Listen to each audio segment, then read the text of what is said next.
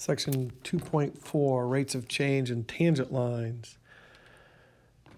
We're going to take a look at a function here to start with, y equals x squared, we're very familiar with. We have point A at 1, 1 and point B at 2, 4.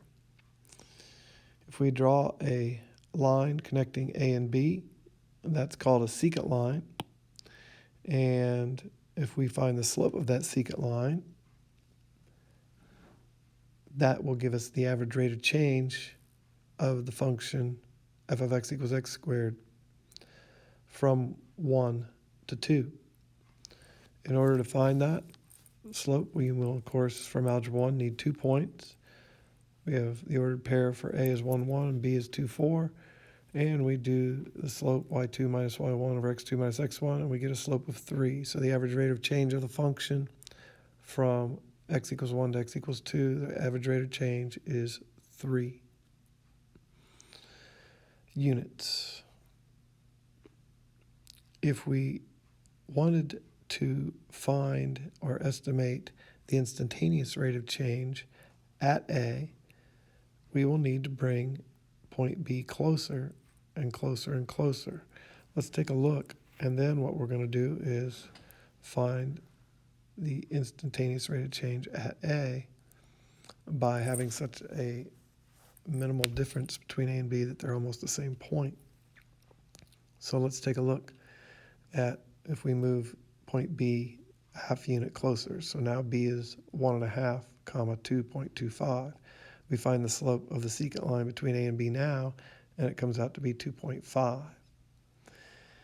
If we bring B even closer, so that B is now only 0.25 units away, so B is now 1.25, and Y is 1.5625, the slope is 2.25. If we make B only 0.1 units away and find the slope comes out to be 2.1. So what we're going to do is we're going to look at the distance between A and B, and we're going to make that distance get closer and closer to 0. And so we're going to let the distance between A and B be h, and we're going to use limits to see what the slope is going to approach. Let's take a look at this neat little demo here from Desmos. We have a graph of y equals x squared, and we have our, just like in the previous examples, points A and B. Right now, A and B are 3 units apart, so h is equal to 3. If we are to bring that point a little closer, we can see that as h gets closer and closer to 0, the distance between the 2 points, as that distance gets closer and closer to 0, look at the slope of my secant line. It changes. And because we're doing the limit as h goes to 0, we are getting a slope that is going to be exactly the same as our tangent line. Now you noticed when that thing disappeared for a split second, like right there, that's when the points are right exactly on top of each other. And what's going on there is, the way this was programmed is, you've got your slope, f of a plus h minus f of a over h. We're doing and m now is undefined when h is 0. So as soon as h is made bigger, then we have a slope again. So as you can see, if we drag this thing closer, the slope of the secant as h gets closer and closer to 0 becomes the slope of the tangent line. We're going to now take a look at how we can find the slope of the tangent line, or the instantaneous rate of change. In this case, the same example we've been dealing with, y equals x squared, f of x equals x squared. The 2 points that we're going to use to find the slope of that tangent line are where we want to find the slope of the tangent line at, the point 1, 1, that's point A. Point B will be infinitely close the x value of b will be 1 plus h, and its y coordinate will be 1 plus h quantity squared, plugging that in for x into y equals x squared. So our slope will be the limit as h goes to 0 of f of x plus h minus f of x over x plus h minus x. In this case specifically, f of 1 plus h minus f of 1 over 1 plus h minus 1. So the slope then will be the limit as h goes to 0 of 1 plus h squared, which is f of 1 plus h, minus 1 over 1 plus h minus 1.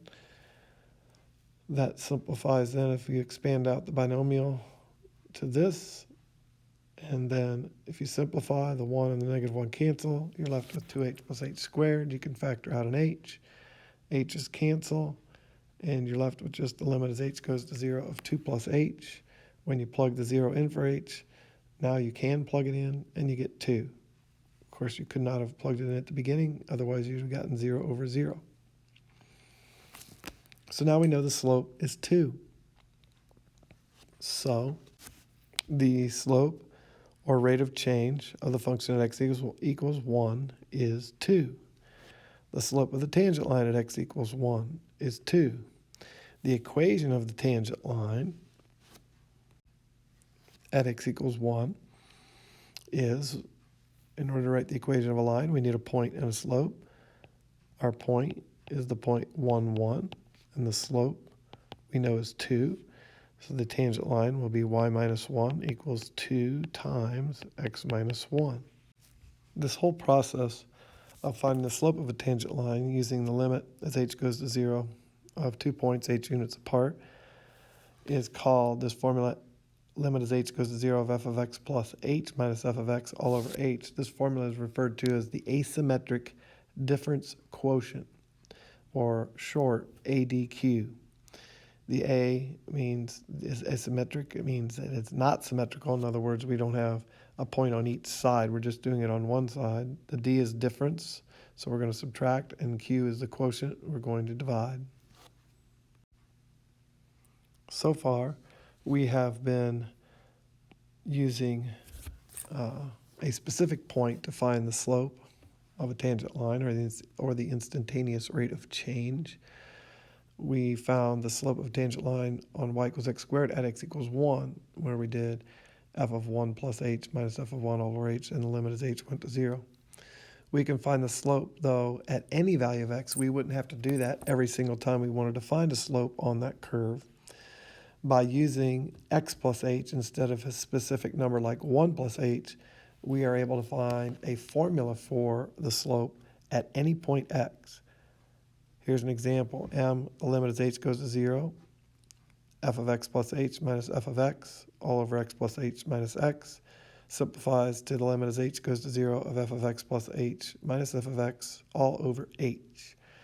And again, for the function f of x equals x squared, if we want to find the slope at x equals 3 or 4 or 5, you wouldn't want to do that 3 separate times.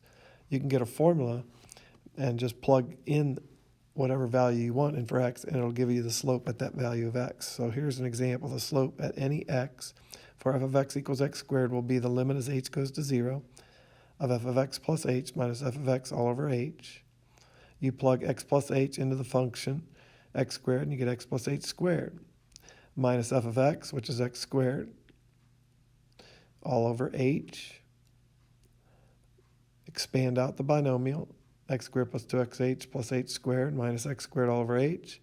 The x squareds are going to cancel, and you're now left with the limit as h goes to 0 of 2xh plus h squared over h. Then we factor out the h here, and we're left with h times 2x plus h. Now the h's will cancel, one on top and bottom, and you now have the limit as h goes to 0 of 2x plus h. And if you do substitution now and plug the 0 in for h, the limit will be 2x. So our slope on the curve y equal 2x is always going to be 2 times whatever the x value is. So in other words, the slope at x equals 3 is going to be 2 times 3, which is 6. The slope at x equals 4 is 2 times 4, which is 8. And the slope at x equals 5 is 2 times 5, which is 10. You can see the three graphs here. This is the graph with the slope at x equals 3, and the slope being 6. Here at 4, the slope is 8, and here at 5, the slope is 10. You can see they get steadily steeper. Here's an example where we're asked to find the equation of a tangent and normal line. Given the function f of x equals x squared minus 7x, we're asked to find the equation of the tangent line at x equals 2. In order to find the equation of a line, we need a point and we need a slope. The point at x equals 2 is 2 comma f of 2, and since f of 2 is 2 squared minus 14, that's going to be 4 minus 14 is negative 10, so the point's 2, negative 10. The slope we have to find by finding the slope at x equals 2. The limit as h goes to 0 of f of 2 plus h minus f of 2 all over h. We plug 2 plus h into the function, 2 plus h squared, minus 7 times 2 plus h. And then we subtract f of 2, which we know is negative 10.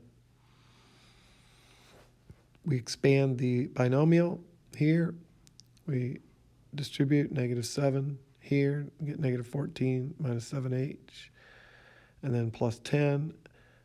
The 4 and 10 is 14, minus 14 is 0.